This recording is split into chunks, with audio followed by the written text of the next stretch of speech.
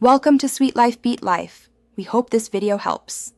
In this video, I will explain how to start your Lexus with a key, especially when your key fob battery is low or completely dead. It's a common situation, and knowing this easy method can save you time and frustration. We'll walk through the process step by step, ensuring you can confidently get your Lexus running without any issues. This simple trick is essential for every Lexus owner to know. When your Lexus key fob battery is running low, you might notice your car struggling to recognize the key, or perhaps it won't start at all. Don't panic. This is a common issue, and there's a straightforward workaround.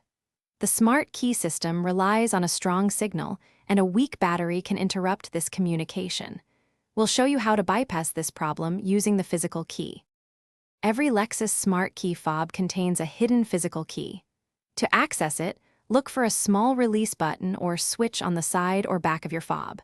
Press or slide it, and the metal key will pop out. This traditional key is your backup for both unlocking the door manually and for starting the engine when the smart key function isn't working. It's a simple yet vital component. First, use the physical key to unlock your driver's side door. Once inside, place the entire key fob directly against the engine start/stop button. This allows the car to read the key's transponder chip, even with a dead battery. Then, press the start button while holding the brake pedal as usual. Your Lexus should now start. Remember to check the description for a link to the Echo Dot smart speaker and other great deals. Thanks for watching. Consider subscribing if we helped you.